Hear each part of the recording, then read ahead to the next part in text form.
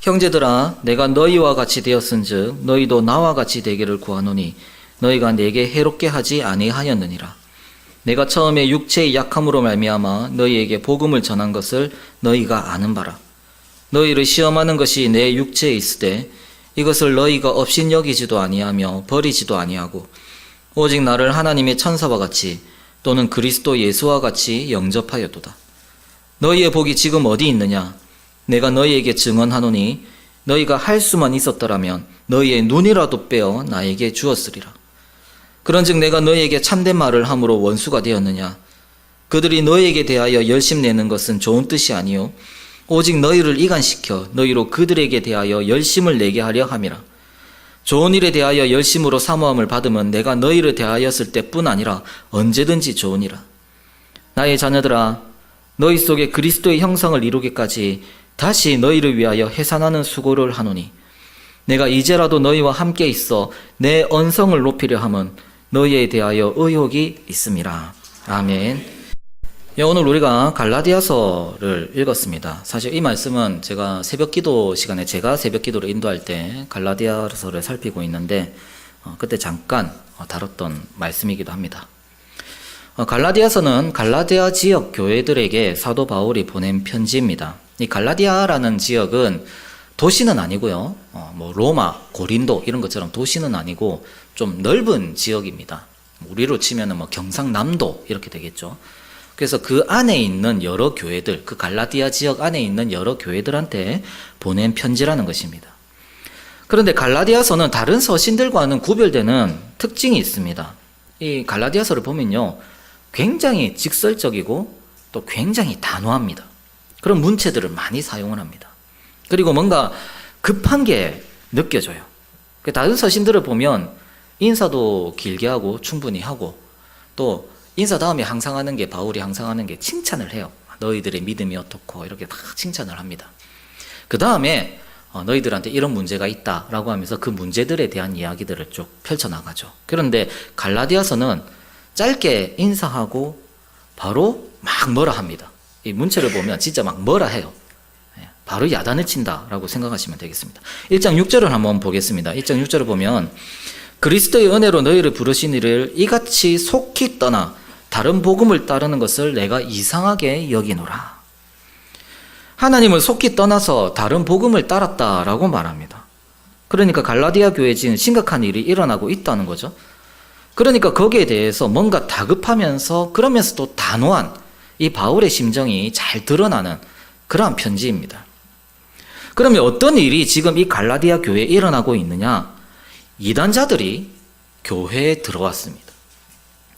신약 성경에 보면 이단이 크게 두 부류가 있습니다. 물론 그 안에도 아주 다양한데 크게 보면 두 부류가 있는데 하나는 헬라적인 이단이 있습니다. 대표적으로 영지주의자들이죠. 영지주의자.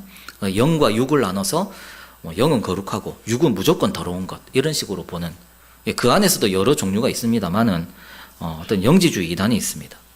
그리고 다른 하나는 유대주의 이단인데 율법주의자 또는 할례당이라고 불리는 사람들입니다. 갈라디아 교회에 들어온 이단들은 바로 이 유대주의 이단들입니다. 이들이 들어왔고 이들 때문에 교회가 속히 성경적인 복음을 떠나기 시작한 것입니다. 그런데 만약 갈라디아 교회가 바울을 잘 모르거나 서로 알기는 알아도 별 관계가 없다면 편지를 이렇게 쓰지는 못했을 것입니다. 다른 서신서들처럼 칭찬도 하고 예의를 좀 갖췄겠죠.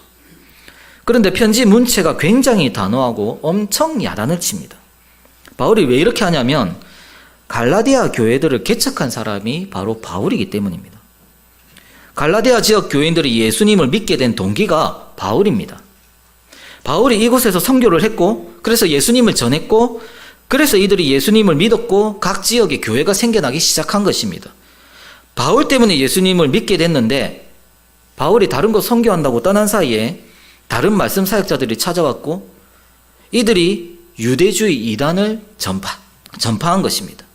그런데 이들이 전하는 복음은 바울이 전한 복음과는 다릅니다. 다른 복음입니다. 사도 바울이 대놓고 이야기하죠. 다른 복음이다. 그러면 이들이 바울을 어떻게 했겠습니까? 바울이 전한 복음과 다른 복음을 전하는데 이 갈라디아 교인들, 특히 바울 때문에 예수님을 믿은 이 갈라디아 교인들한테 자기들 복음이 먹혀들게 하려면 결국 바울을 적극적으로 대적해야 되는 거죠. 바울이 사도가 아니다. 바울이 이런저런 문제가 있다라고 해야 되는 겁니다. 가장 주된 공격은 뭐냐면 사도가 아니다라는 겁니다. 이거는 뭐 고린도에서도 마찬가지였고요. 바울에 대한 공격의 가장 큰 공격은 바울은 사도가 아니다라는 겁니다. 또는 12제자보다 뭔가 열등한, 12제자보다 예수님의 12제자보다 뭔가 수준이 낮은 그런 식으로 공격을 합니다. 그래서 이 갈라디아서에 보면 사도 바울이 굉장히 강변하고 있는 것 중에 하나가 뭐냐면 자신은 12제자의 지도를 받지 않는다라는 거예요. 지도를 받은 적도 없고 지도를 받지 않는다. 왜냐하면 12제자와 똑같이 예수님께서 친히 세우신 사도이기 때문입니다. 그리고 오늘 우리가 읽은 본문에 보면 육체의 연약함을 이야기를 하는데 본문에서 정확하게 나오지는 않지만 아마 이것을 언급하는 이유가 이 육체의 연약함을 빌미로 공격을 했기 때문일 수도 있습니다. 문제는 갈라디아 교인들이 이들을 받아들였다는 것입니다. 받아들이니까 그들이 전하는 복음을 듣겠죠. 그리고 바울이 전한 복음을 떠나기 시작했고 바울의 사도직을 부정하는 성도들도 나오기 시작했습니다. 바울이 전했던 복음을 듣고 예수님을 믿었는데 이제 바울을 부정하고 바울이 전한 복음을 떠나기 시작한 것입니다. 이런 갈라디아 교인들을 향해서 애타는 마음으로 쓴 편지가 바로 이 갈라디아서입니다. 바울은 이 갈라디아서를 통해서 율법이 아니라 오직 믿음으로 의롭게 된다는 것, 그리고 예수님을 믿는 자가 진정한 아브라함의 자손이라는 진정한 복음을 다시 한번 전해주고 있습니다. 그리고 오늘 본문에 이르면 예전에 이들이 바울을 어떻게 영접했는지를 다시 한번 상기시킵니다. 그러면서 예전에 한 그 영접이 참으로 좋은 것이었다. 너희들이 잘한 것이었다라고 칭찬을 합니다. 지금은 많은 이들이 대적하고 있지만 예전에 이들은 바울을 정말 사랑함으로 영접했습니다. 그리고 바울은 이 본문을 통해서 다시 한번 자신을 영접해 줄 것을 요구하고 있습니다. 오늘 이 말씀은 1차적으로는 바울과 갈라디아 교인들과의 개인적인 이야기입니다. 하지만 이것이 성경에 기록이 된 것은 오늘날의 우리 역시 이 본문의 내용대로 살아야 함을 보여줍니다. 그래서 오늘은 이 말씀을 가지고 우리가 누구를 어떻게 영접해야 하는지를 살펴보도록 하겠습니다. 본문 13절에 보면 바울은 자신에게 연약한 점이 있다는 것을 밝힙니다. 내가 처음에 육체의 약함으로 말미암아 너희에게 복음을 전한 것을 너희가 아는 바라. 갈라디아 지역에서 복음을 전할 때 육체의 연약함이 있었다는 것이죠. 이 육체의 연약함이 무엇인가 정확하게 알지는 못합니다. 육체의 연약함이니까 어딘가 아플 수도 있고요. 또 큰 병에 걸린 것일 수도 있습니다. 또는 바울 자신의 연약함이라고 봐서 성격의 문제일 수도 있겠죠. 바울이 구체적으로 어떤 성격이었는지 알 수는 없습니다. 하지만 추론은 좀 해볼 수가 있는데 한 성격하는 것 같아요. 바울도 한 성격하는 것 같습니다. 사도행전에 보면 마가를 다시 데려가는 문제를 놓고 이제 바나바와 충돌을 하죠. 바나바는 마가를 다시 데리고 가자. 바울은 절대 안 된다. 그래가지고 나중에 아예 싸워서 갈라지기까지 합니다. 보통 이 본문 가지고 나중에 바울이 마가를 찾거든요. 말년에. 그러니까 마가를 찾을 정도니까 결국에 마가를 믿어줬던 바나바가 옳았다. 이렇게 이야기를 많이 하는데 사실 이것은 옳고 그름의 문제가 아니에요. 이건 옳고 그름의 문제는 아니고 그 사이에 어떤 일들이 일어나 이때하고 나중에 바울이 마가를 찾을 때하고 몇십 년의 차이가 나거든요. 그 사이에 마가가 찾아가서 자기가 잘못했다 했을 수도 있고요. 어떤 일들이 일어난지 알 수 없기 때문에 함부로 그렇게 이야기를 하는 것은 좀 무리다 싶습니다. 옳고 그름의 문제가 아니고 다만 여기서 볼 때 바울이 상당히 단호하고 거침없는 성격이라는 건 어느 정도 드러난다고 볼 수가 있습니다. 모르겠습니다. 나중에 바울이 나 그런 사람 아닌데 나중에 저를 보고 그럴지 모르겠는데 아무튼 제가 추론해 보건대 그렇게 추론할 수 있을 것 같아요. 이런 자신의 성격이 연약한 점이 되어서 연약한 점이 될 수도 있다는 것이죠. 근데 이것은 그냥 제가 생각하는 부분인데 6장 17절에 보면 편지의 마지막에 바울이 이런 말을 합니다. 이후로는 누구든지 나를 괴롭게 하지 말라. 내가 내 몸에 예수의 흔적을 지니고 있노라. 이것도 다른 서신들에 비하면 굉장히 좀 독특한 부분입니다. 그러니까 다른 서신들은 마지막 인사를 쫙 잘해요. 해서 마무리를 딱 짓는데 마지막 인사하면서 한마디 또 뭐라 합니다. 마지막 인사를 하면서 또 탁 야단을 쳐요. 그런데 여기서 자신이 예수의 흔적을 지니고 있다라고 말합니다. 이 예수의 흔적을 여러 가지로 해석할 수 있겠지만 제가 볼 때 실제로 영적인 의미에서 예수의 흔적일 수도 있고 실제로 몸에 어떤 장애가 생겼을 수도 있습니다. 옛날에 고문 같은 게 있었을 때 그 고문 후유증 같은 게 있거든요. 고문을 받은 사람들이 그 몸에 그 후유증들이 남아요. 그런 것처럼 모진 박해를 받고 난 뒤에 흉터와 후유증들이 아마 많이 남았을 겁니다. 바울 자신한테. 그 채찍에 맞을 때 살점이 뜯겨 나가요. 솔직히. 살점이 다 뜯겨 나가는 그런 매를 40에 하나 감한매 39대 맞았죠. 그리고 그때만 맞은 게 아니고 여러 번 맞았습니다. 그런 채찍을. 몸이 상하겠습니까? 솔직히. 그리고 이게 심각한 장애로 남았을 수도 있습니다. 그리고 오늘 우리가 읽은 본문 15절과 관련해서 보면 이 장애가 눈과 관련이 있을 수도 있습니다. 실제로 심각한 안질이 있었다라는 그러한 전승이 있기도 합니다. 하지만 정확한 건 알 수가 없습니다. 정확하게 뭐라고 특정할 수는 없지만 이 육체의 약함이 생각보다 심각했던 것 같습니다. 14절에 보면 너희를 시험하는 것이 내 육체에 있으되 이렇게 말하죠. 그러니까 이 육체의 약함이 어느 정도였느냐 하면 갈라디아 교인들을 시험한다는 겁니다. 시험거리라는 거죠. 갈라디아 교인들이 시험에 들 수 있을 정도로 이 육체의 약함이 심각하다는 것입니다. 그리고 그 다음에 이것을 너희가 업신여기지도 아니하며, 이건 반대로 말하면 이 약함이 업신여길 거리라는 것입니다. 업신여길 수 있을 정도로. 오늘날에는 장애를 가진 사람들한테 그렇게 하지 않지만은, 또 그렇게 해서도 안 되지만, 옛날에는 불과 몇십 년 전만 해더라도 우리나라에서도 이 장애를 가진 사람들을 좀 업신여기는 그런 게 있었잖아요. 심지어 왼손잡이조차도 그게 잘못됐다고. 제 친구, 저도 기억이 나는데 제 친구도 막 울면서 그 학원에서 막 때려요. 왼손으로 탁 쓰면 막 바로 탁 때려가지고 질질 울면서 막 오른손으로 쓰고 막 그랬었거든요. 그러니까 이제 그런 것들을 굉장히 잘못된 것, 아주 잘못된 것처럼 여기는 풍토가 있었죠. 또 버리지도 아니하고, 이 약함만 가지고도 바울을 버릴 수도 있는 것이다. 바울을 멀리하고 바울을 그렇게 버릴 수도 있는 그 정도의 약함이었다는 것입니다. 그런데 갈라디아 교인들은 바울을 어떻게 대했습니까? 오직 나를 하나님의 천사와 같이 또는 그리스도 예수와 같이 영접하였도다. 바울을 하나님의 천사와 같이 대했습니다. 심각한 약함이 있고 또 그것 때문에 시험에 들 수 있을 정도였지만 하나님이 보내신 천사로 여겼다는 것입니다. 사실 바울은 하나님의 천사가 맞습니다. 이 바울은 하나님이 이 땅에 파송하신 하나님의 사자입니다. 이 천사라는 단어는 헬라어로 앙겔로스라는 단어인데 이게 나중에 영어로 엔젤이 돼요. 그런데 이 단어는 영적 존재한테만 쓰는 것이 아니라 사람한테도 쓰는 단어입니다. 성경에서 하나님이 사람을 보내시면서 그 사람한테 사자라는 단어를 쓰시죠. 이 사자라는 단어가 똑같이 앙겔로스예요. 천사, 사자, 우리가 번역은 다르게 해놨지만 영적인 존재한테는 천사라고 하고 사람한테는 사자라고 해놨지만 단어는 똑같은 단어입니다. 그래서 바울은 하나님의 천사가 사실 맞습니다. 그래서 갈라디아 교인들은 바울을 하나님의 천사로 영접한 것입니다.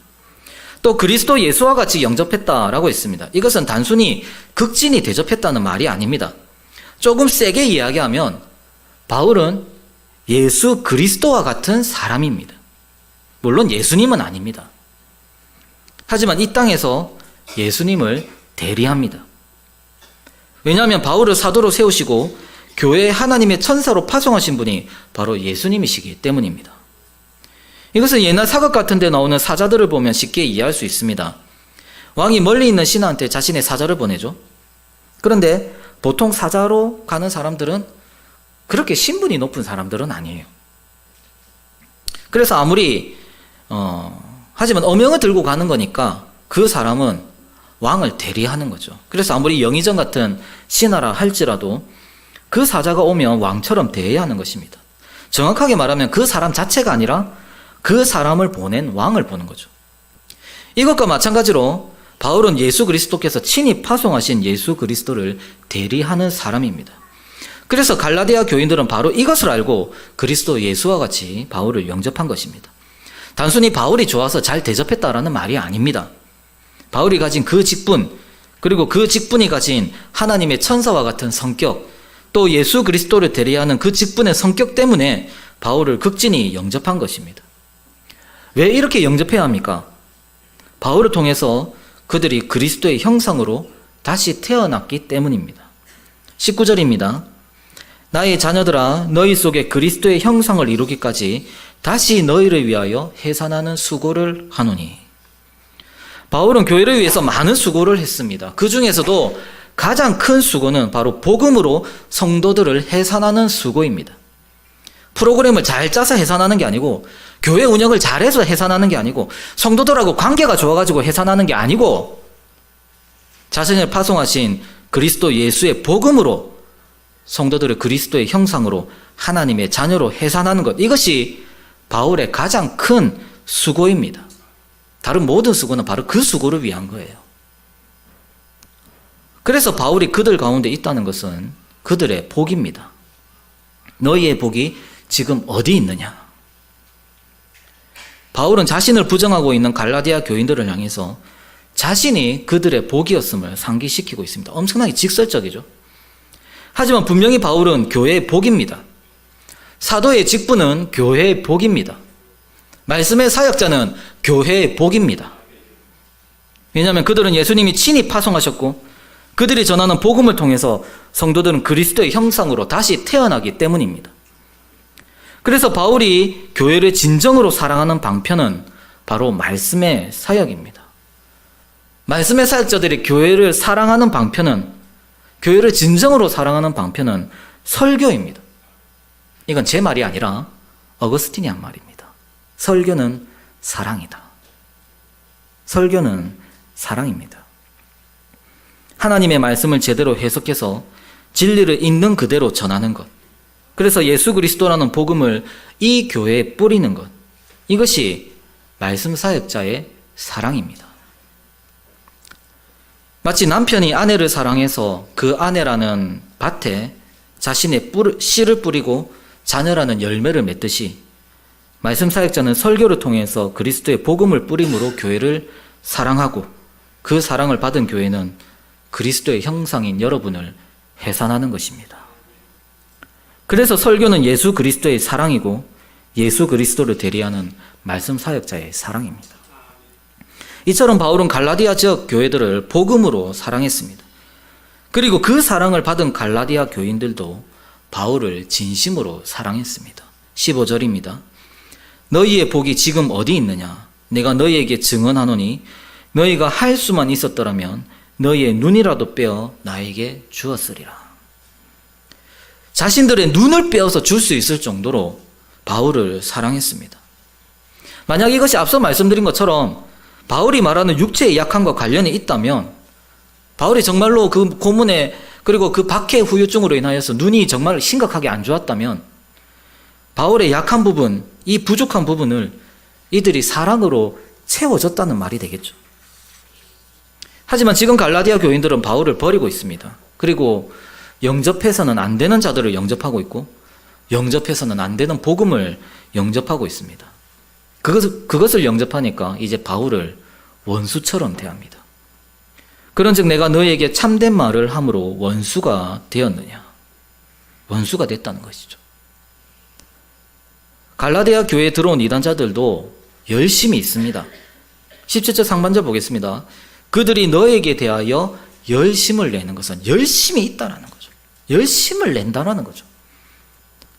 정말 열심히 갈라디아 교인들을 잘 섬긴 것 같습니다. 겉으로 보기에는 정말 훌륭합니다. 갈라디아 교인들이 바울을 원수처럼 대하면서까지 이들을 영접한 이유가 무엇이겠습니까? 이들이 매력이 있다는 거예요. 그 열심이 너무 좋게 보였을 수도 있고 고린도 교회에 왔었던 사람들처럼 말을 엄청 잘하는 사람들이었을 수도 있습니다. 언변에 능한 거죠. 목소리가 좋을 수도 있습니다. 이건 실제 미국에 있었던 연구 결과인데요. 별거 아닌 거에 사람들이 신뢰를 보내는 경우가 많습니다. 특히 뭐가 중요하냐면 신뢰를 얻으려면 낮고 진지한 목소리, 그리고 인자한 미소, 가벼운 스킨십, 이런 걸 잘하는 사람들한테 사람들이 신뢰를 보내더라는 거죠. 어떤 매력인지 모르겠습니다만은 이 이단자들이 전했던 이 이단자들의 매력은 바울이 가진 육체의 약함에 비하면 엄청 매력적이었음에 틀림이 없습니다.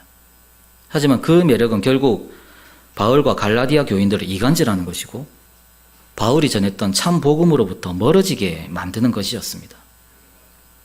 갈라디아 교인들이 잘못하고 있는 것이 무엇입니까? 약한 것과 악한 것을 구별하지 못하는 것입니다. 그들은 약한 것을 악한 것으로 봤고 악한 것을 악한 것으로 보지 못했습니다.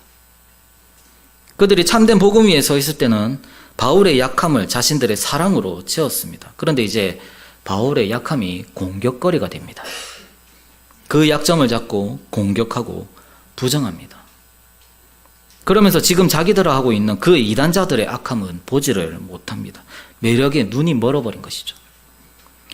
바울은 이런 갈라디아 교인들의 잘못에 단호하게, 자신의 성격대로 단호하게, 그리고 언성을 높이면서 그들의 잘못을 지적하고 그들을 위해서 다시 해산하는 수고를 하려고 했던 것입니다.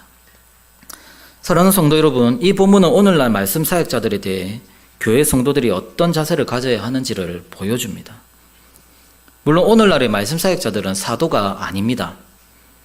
그런 면에서 담임 목사님이나 또 저와 같은 말씀 사역자들은 사도들보다도 더 연약한 자들입니다. 사도들이 전한 복음에는 오류가 없습니다. 물론 행동으로는 잘못하는 게 있죠. 그들도 우리와 같이 본질상 죄인이니까요. 베드로와 바나바도 율법주의자들 앞에서 외식한 적이 있지 않습니까? 사도들도 잘못합니다. 하지만 성령님의 특별한 역사로 그들이 전한 복음에는 오류가 없습니다. 이것은 사도들이 서로가 증언하는 부분입니다. 그런데 오늘날의 말씀 사역자들은 아쉽게도 설교에도 오류가 있을 수 있습니다. 여러분들과 다를 바가 없는 한없이 연약한 자들입니다. 하지만 그럼에도 불구하고 교회 성도들은 말씀의 사역자들을 영접해야 합니다. 하늘의 천사와 같이, 그리스도 예수와 같이 영접해야 합니다. 이것은 제가 목사로서 하는 소리가 아닙니다, 여러분. 성경이 분명하게 말씀하고 있기 때문에 이 본문을 들어서 제가 선포하는 것입니다. 예수 그리스도께서 담임 목사님, 그리고 다른 교회 목사님들, 그리고 부족한 저에 이르기까지 교회를 통해서 안수하시고 목사의 직분으로 세우셨습니다. 저는 여러분들보다 잘난 거 하나도 없습니다. 하지만 이 직분으로 인해서, 그리고 위임받은 담임 목사님의 지도 아래에서 지금 이 시간에 저는 예수 그리스도를 대리합니다. 주께서 친히 위임하여 세우신 담임 목사님은 사람 그 자체 때문이 아니라 그 직분으로 인해서 여러분들 앞에서 예수 그리스도를 대리합니다. 그래서 여러분은 담임 목사님을, 그리고 다른 공교의 모든 목사님들을, 그리고 저에 이르기까지 하늘의 천사와 같이 그리스도 예수와 같이 영접해야 하는 것입니다. 그런데 오늘날 이 땅의 교회들에서 목회자의 약점을 잡아서 목회자를 공격하는 일이 빈번하게 이루어지고 있습니다. 청빙에서부터 마치 자기들이 주주가 돼서 직원을 채용하듯이 목사를 뽑습니다. 잘 뽑으면 차라리 다행인데 약점을 용납하지 않습니다. 조금이라도 건강하지 못하면, 심지어 가족이 건강하지 못하면 담임 목사가 될 수가 없습니다. 한국교회는 루터, 칼빈 다 탈락입니다. 루터, 칼빈도 한국교회에서 목회 못해요. 루터는 오늘날로 치면 정신병력이 있는 사람이고요. 칼빈은 걸어다니는 종합병동이었습니다. 그 약함 때문에 너는 목회자가 될 수 없다라고 외치고 있는 것입니다. 심지어 자녀가 많은 것도 담임 목사가 될 수 없는 이유 중에 하나입니다. 예. 자녀가 많으면 안 받아줘요. 부담지기 싫다는 거죠. 목회자를 사랑의 대상으로 보는 것이 아니라 돈으로 보는 것입니다. 그리고 못생긴 것도 담임 목사가 될 수 없는 이유 중에 하나가 되었습니다. 드디어. 예. 잘생기신 분, 외모가 단정하신 분, 이제 청빙 조건에 그게 떠요. 이제는 심지어 최근에 담임 목사를 청빙하면서 위임을 하지 않는 조건을 내건 교회도 생겨났습니다. 위임을 안 하면 쉽게 쫓아낼 수 있거든요. 이제 목사를 쫓아내는 게 하나의 트렌드가 된 것 같습니다. 뭐 뉴스 같은 데 보면은 큰 교회 목사님들이 엄청난 힘을 쥐고 있는 거, 그런 것들을 우리가 많이 보지 않습니까? 물론 그런 것도 문제지만, 사실 절대 다수의 목사님들 오늘날 쫓겨납니다. 교회에서. 물론 쫓겨난 목사님들 보면 문제가 있습니다. 하지만 문제 없는 사람이 어디 있습니까? 약점이 없는 사람이 어디 있습니까? 악해서 쫓겨난다면 차라리 다행인데, 정말 심지어 어떤 사람들한테는 약점으로 보이지 않는 것까지 자기 눈에 약점으로 보인다고 물고 공격하고, 그래서 쫓아냅니다. 여러분들이 가진 약점이 다른 사람을 힘들게 하는 거 있잖아요. 그 약점이 다른 사람한테 시험거리가 될 수도 있지 않습니까? 그러면서도 본인은 그걸 모르는 경우도 많죠. 저와 같은 목사들한테도 약점이 많습니다. 저도 제 약점을 압니다. 그리고 그건 분명히 제가 알고 고치려고 노력해야 하는 부분입니다. 제가 좀 못된 게 있어요. 하고 나서 내가 왜 그랬을까 이렇게 좀 후회되는 부분들이 참 많은데, 좀 말을 못되게 할 때가 있습니다. 제가 의도적으로 악한 마음을 가지고 그렇게 하는 게 아니고 저도 모르게 좀 그렇게 튀어나오더라고요. 고치려고 노력하는데 잘 안 될 때가 많습니다.